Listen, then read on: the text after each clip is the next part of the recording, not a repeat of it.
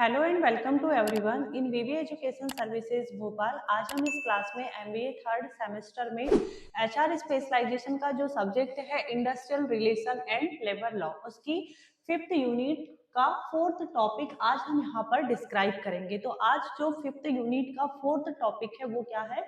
वो है industrial dispute act 1947। ठीक है, मतलब इंडस्ट्रियल डिस्प्यूट एक्ट कब का है? 1947 का है। और सबसे पहले हम देखेंगे यहाँ पर कि इंडस्ट्रियल डिस्प्यूट क्या होता है, इसकी डेफिनेशन, इसके मेन पॉइंट कौन कौन से दिए हुए हैं। सबसे पहले यहाँ पर देखेंगे कि इंडस्ट्रियल डिस्प्यूट क्या है। इंडस्ट्रियल डिस्प्यूट को मैंने जो ये industrial relation and labour law subject है इसी की थर्ड यूनिट में प्रॉपर एक टॉपिक दिया हुआ है, तब इंडस्ट्रियल डिस्प्यूट को मैंने बहुत अच्छे से उसमें क्लियर किया है। तो आप उस वीडियो को एक बार जरूर देखना, तब आपको समझ में अच्छे से आएगा कि इंडस्ट्रियल डिस्प्यूट क्या है। मैं यहाँ शॉर्ट में बताती हूँ कि इंडस्ट्रियल डिस्प्यूट किसे कहते हैं। देखो, इंडस्ट्रियल डिस्प्यूट जब किसी फैक्ट्री, कंपनी या इंडस्ट्री में मैनेजमेंट और वर्कर के बीच में सैलरी को लेकर, बोनस, वेजेस को लेकर के, वर्किंग कंडीशंस को लेकर के, ले ऑफ को लेकर के, या फिर जो उनकी जॉब सिक्योरिटी रहती है और जो उनके वेलफेयर मिलते हैं, जो भी फैसिलिटीज मिलती है एक फैक्ट्री में या कंपनी में वर्कर को, तो उसके कारण जो कॉन्फ्लिक्ट होता है, जो डिसएग्रीमेंट होता है, उसे कहा जाता है इंडस्ट्रियल डिस्प्यूट। इंडस्ट्रियल डिस्प्यूट किसके बीच में हो रहा है? तो ये होता है वर्कर और मैनेजमेंट के बीच में होता है। किस कारण से होता है? सैलरी, वेजेस, बोनस, वेलफेयर को लेकर के होता है। ठीक है, अब हम देखेंगे यहाँ पर कि इंडस्ट्रियल डिस्प्यूट एक्ट 1947 क्या है। अब ये जो इंडस्ट्रियल डिस्प्यूट क्रिएट हुए थे ना, तो ये एक्ट बताता है कि उस डिस्प्यूट को कैसे सॉल्व करना है। अब हम यहाँ पर देखेंगे इंडस्ट्रियल डिस्प्यूट एक्ट की डेफिनेशन। इसकी डेफिनेशन है, there is a law which has been made to solve dispute, conflicts and problem between employer and worker in a proper manner।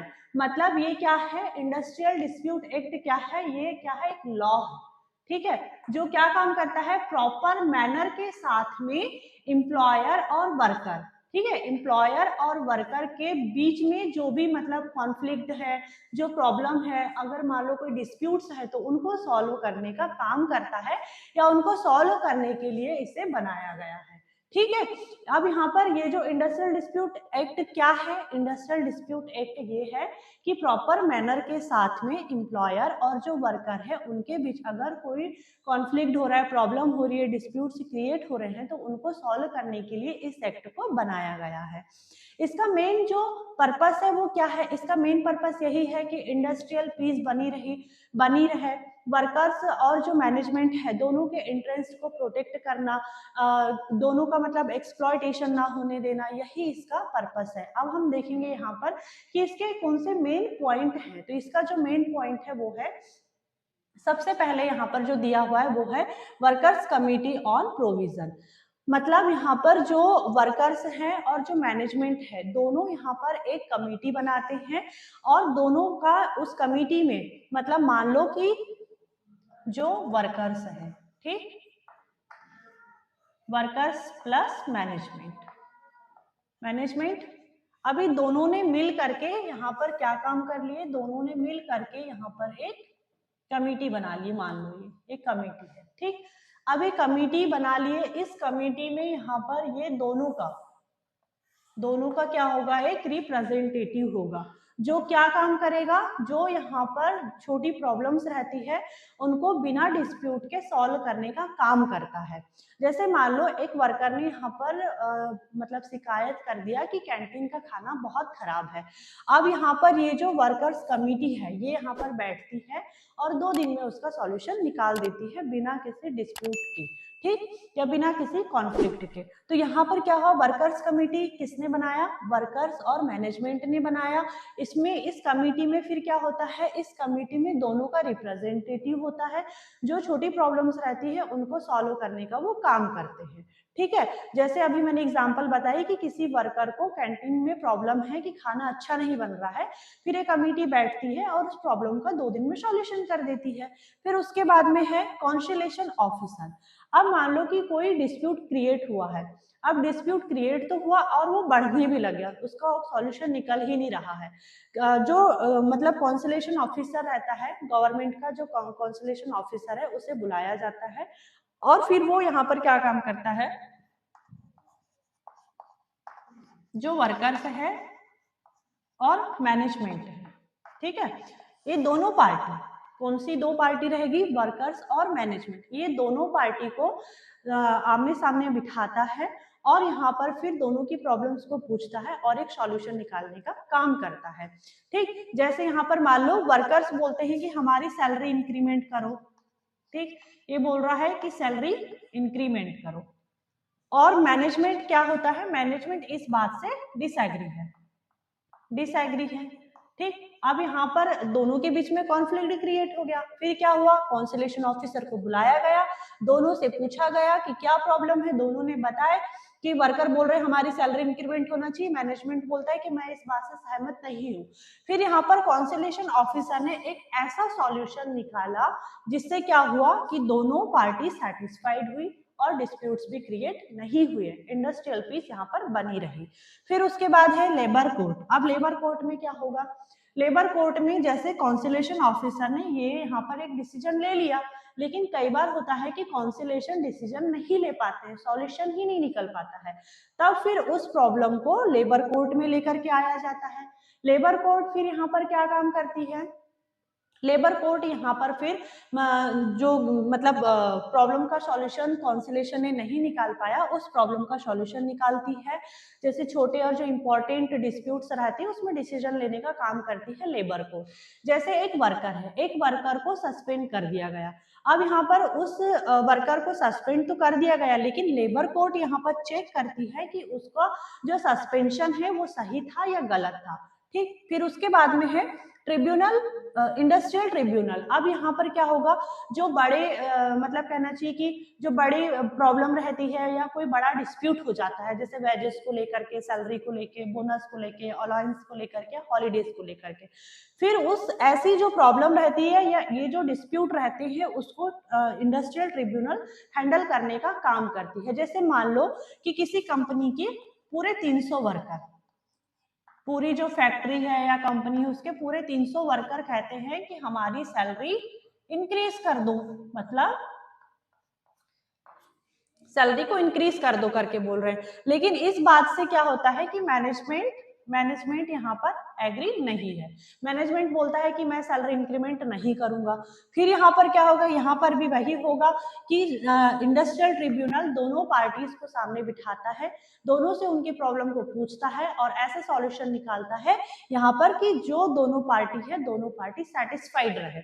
फिर उसके बाद में है स्ट्राइक रूल्स। अब यहाँ पर स्ट्राइक के भी रूल्स हैं जो इंडस्ट्रियल डिस्प्यूट एक्ट में साफ साफ लिखे हुए हैं कि स्ट्राइक वर्कर कब कर सकते हैं, कैसे कर सकते हैं, कौन सा स्ट्राइक लीगल होगा, कौन सा स्ट्राइक इनलीगल होगा, ये सारी चीजें कहाँ लिखी हुई है, सारे रूल्स कहाँ लिखे हुए हैं स्ट्राइक के, ये लिखे हुए हैं इंडस्ट्रियल डिस्प्यूट एक्ट में लिखा हुआ है। जैसे मान लो किसी एम्प्लॉय को स्ट्राइक करना है, ठीक है, मान लो कि इस वर्कर को स्ट्राइक करना है, ठीक। अब वर्कर ने 14 दिन पहले नोटिस देना होता है कि हम स्ट्राइक करने वाले हैं, तो वो लीगल होगा। लेकिन अगर अचानक से सडनली अगर किसी ने स्ट्राइक कर लिया तो वो इनलीगल माना जाता है, और ये कहाँ लिखा हुआ है, ये सारी चीज लिखी हुई है इंडस्ट्रियल डिस्प्यूट एक्ट में। फिर उसके बाद में है लॉकआउट रूल्स। अब यहाँ पर क्या होगा, जैसे कोई कंपनी है, कंपनी यहाँ पर प्रोडक्शन को रोक देती है और क्या काम करेगी, वर्कर को फैक्ट्री में अंदर आने से मना कर देती है, ठीक है, तो ये क्या होगा, ये लॉकआउट कहलाता है। अब यहाँ पर कौन सा लॉकआउट लीगल होगा और इनलीगल होगा, ये सारी चीजें कहाँ लिखी हुई है, ये लिखी हुई है इंडस्ट्रियल डिस्प्यूट एक्ट में, मतलब लॉकआउट के रूल्स भी बताता है इंडस्ट्रियल डिस्प्यूट एक्ट। अब यहाँ पर जैसे मान लो कि जो वर्कर्स हैं, वर्कर्स नहीं, सॉरी, कंपनी है, कंपनी ने यहाँ पर क्या काम करी, वर्कर्स के वायलेंस से, मतलब उनकी हिंसा से डर के यहाँ पर लॉकआउट का नोटिस लगा दी। ठीक है, नोटिस लगा दी तो ये क्या होगा, लीगल होगा। लेकिन अगर किसी वर्कर को अचानक से बोले कि आप फैक्ट्री में नहीं आ सकते, लॉकआउट लगा है, तो ये इनलीगल होगा। फिर उसके बाद में है हमारा ले ऑफ रूल्स। अब ले ऑफ रूल्स में क्या होता है, जैसे कंपनी कहती है कि वर्क नहीं है, इलेक्ट्रिसिटी नहीं है, मशीन नहीं है, तो ये सारी जो प्रॉब्लम है ये कंपनी की है, वर्कर की नहीं है। और यहाँ पर फिर क्या होता है, वर्कर को घर भी भेज दिया जाता है कि हाँ ठीक है आप घर चले जाओ, यहाँ फैक्ट्री में कोई काम नहीं है। तो इस एक्ट के अकॉर्डिंग यहाँ पर इस कंडीशन में भी वर्कर को ले ऑफ मतलब कहना चाहिए कि कंपेंसेशन मिलना चाहिए। ले ऑफ के टाइम पर भी कंपेंसेशन मिलना चाहिए, क्योंकि यहाँ पर ये जो प्रॉब्लम क्रिएट हुई कि वर्क नहीं है, इलेक्ट्रिसिटी नहीं है, मशीन नहीं है, तो ये वर्कर की प्रॉब्लम नहीं है, वो अपनी खुशी से घर पे नहीं बैठा हुआ है फ्री, वो आपकी मतलब कंपनी की प्रॉब्लम है कि आपके पास में वर्क नहीं है, मशीन खराब हो गई है, उसको 5 दिन रिपेयर होने में लगेंगे।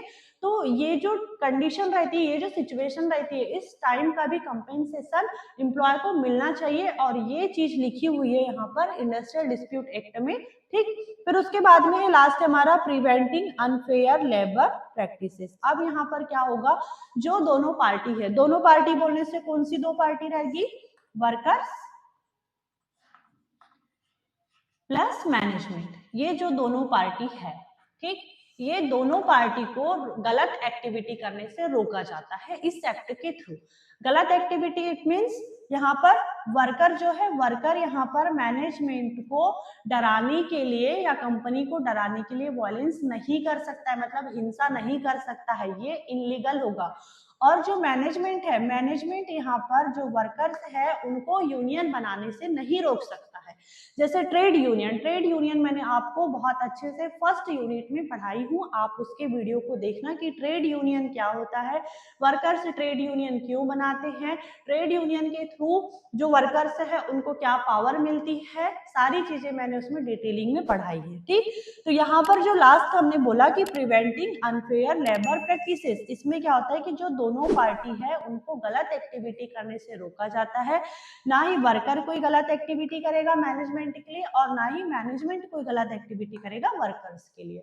तो आज का जो हमारा टॉपिक था वो क्या था, industrial dispute act 1947।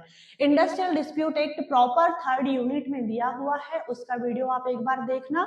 Industrial dispute क्या होता है, किसी भी फैक्ट्री में, कंपनी में जब मैनेजमेंट और वर्कर के बीच लड़ाई झगड़े हो जाते हैं, सैलरी को लेके, वर्किंग कंडीशन को लेकर के, या और भी दूसरी चीजों को लेकर के, उसको कहा जाता है इंडस्ट्रियल डिस्प्यूट। और ये जो एक्ट बनाया गया है वो क्यों बनाया गया है, तो ये जो झगड़े लड़ाई होते हैं ना, उनको सॉल्यूशन करने के लिए ही ये एक्ट बनाया गया है।